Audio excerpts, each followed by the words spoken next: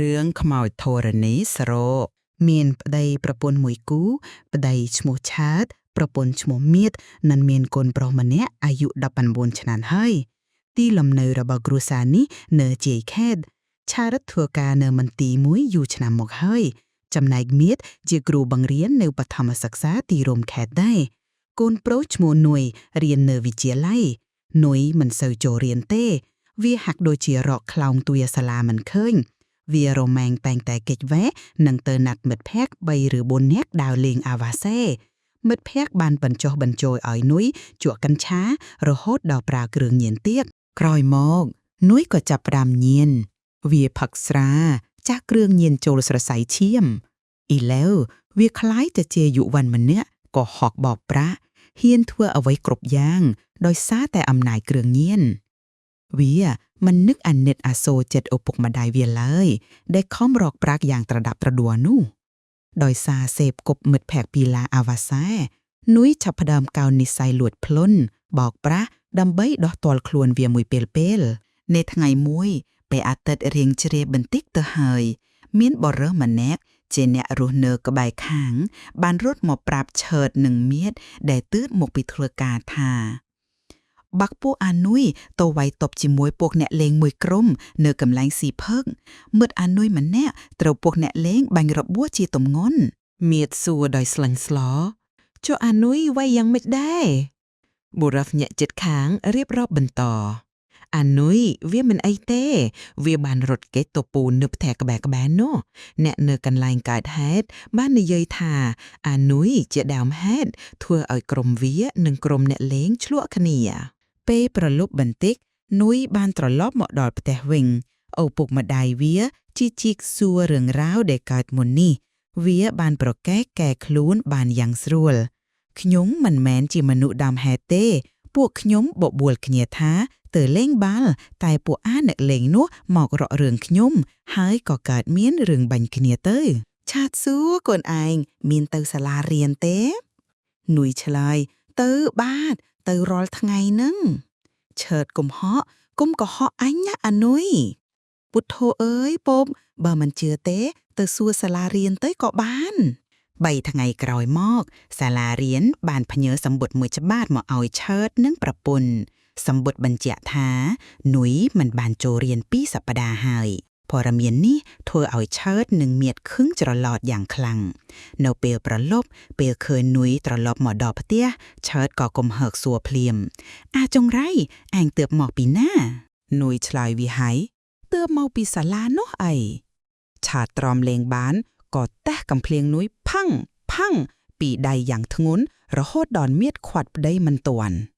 ក៏ហក់សាលារៀនគេប្រាប់ថាឯងនេះមិនបានទៅសាលា2អាទិត្យហើយឯងទៅណាខ្លះមៀតអង្វើកូនប្រុសប្រាប់ពុកតាមត្រង់ទៅកូននុយនិយាយតិចខ្ញុំទៅដើរលេងជាមួយមិត្តភ័ក្តិមៀតនិយាយពុកនិងម៉ែបានដាស់តឿនកូនជាច្រើនលើកច្រើនសារហើយថាកូនត្រូវកែខ្លួនឡើងកែឲ្យបានល្អនឹងគេពុកម្ដាយព្រានប្រដៅពុំតាន់បានរំលងមួយយប់ផងស្រាប់តែនៅយប់នោះតែម្ដងវេលាម៉ោងប្រហែល2យប់មានមិត្តភ័ក្តិរបស់នុយម្នាក់ស្ថិតក្នុងអាយុស្របាលគ្នាដែរបានរត់សម្ដៅមកផ្ទះនុយទាំងត្រហេបត្រហប់វាបានកោសទ្វារហើយឪពុកម្ដាយនុយទាំងសោះស្លាក់ស្លើតអ៊ំប្រុសអ៊ំស្រីបើកទ្វារខ្ញុំឈ្មោះឆាំជាពួកម៉ាអានុយប្តីប្រពន្ធទាំងពីរបាំងស្ទុះយ៉ាងលឿនទើបបើកទ្វារដោយនឹកពីភុលក្នុងចិត្តថាពិតជាមានរឿងអាក្រក់កើតមានចំពោះកូនប្រុសខ្លួនហើយមែនគឺកូនរបស់ពួកគេពុំឃើញនៅក្នុងផ្ទះសោះពុំដឹងជាវាលួចចេញតាំងពីថ្មើម៉ានឆើតសួរមានរឿងអីអាឆាំតបទាំងញ័រចំព្រឹបអានុយនៅឯមន្ទីរពេទ្យឯណោះវាឥតដឹងខ្លួនទេមៀតចេះឈិកសួរว่าយ៉ាងម៉េចមានរឿងអីឆាំនិយាយឥតលឹកលៀមវាចាក់គ្រឿងញៀនហួសកំណត់ហើយក៏ត្រូវសន្លប់ទៅឆើតនិងមៀតក៏ប្រញាប់ប្រញាល់ទៅកាន់មន្ទីរពេទ្យភ្លាម ក្រោយពីបានដឹងរឿងពិតរបស់កូនប្រុសដែលកិច្ចវេទពុំចូលរៀនក៏ព្រោះតែញៀនគ្រឿងញៀននិងងប់ងល់អាបាយមុខសពបែបយ៉ាងតម្រាំតែនាំនុយទៅដល់មន្ទីរពេទ្យនោះវាយឺតពេលទៅហើយព្រោះគ្រឿងញៀនដែលវាចាក់ចូលសរសៃឈាមហួសកម្រិតនោះបានជាវាស្លាប់នុយបាបកម្មច្រើនណាស់លួចក៏ហក់ឪពុកម្ដាយដែលបានផ្ដល់កំណើតឲ្យវា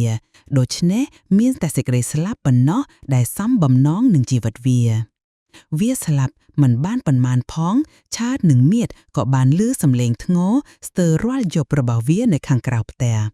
ប៉ុន្តែនៅពេលបើកបង្អួចខំសម្លឹងពុំមានអ្វីតល់តែសោះរហូតដល់ថ្ងៃពេញបរមី10ក្លានកើតសំឡេងធ្ងរយ៉ាងគ្រលួចរបស់វាបានលឺឡើងម្ដងទៀតលាយលំនឹងសំឡេងឆ្កែលោគួរឯព្រឺព្រួយមៀតនិយាយទៅកាន់ប្ដី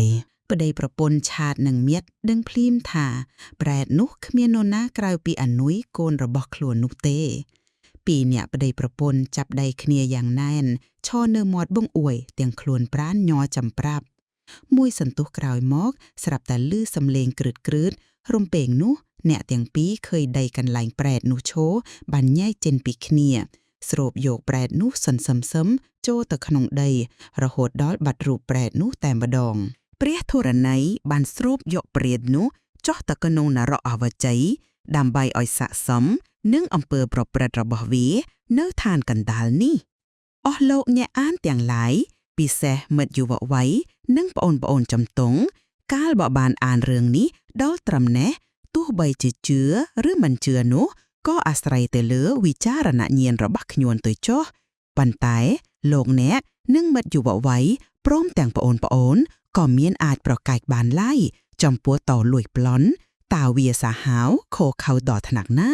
ឪពុកម្ដាយត្រូវក្រំក្រៅចិត្តយ៉ាងខ្លាំងនៅការចិញ្ចឹមបីបាច់ថ្នាក់ថ្នមម្នាក់តាំងពីតូចមកមិនគួរយើងបណ្ដោយឲ្យអនាគតរបស់ខ្លួនត្រូវបំផ្លាញដោយសារគ្រឿងញៀននិងការដើរឆក់ផ្លន់សម្រាប់អ្នកដទៃនោះឡើយ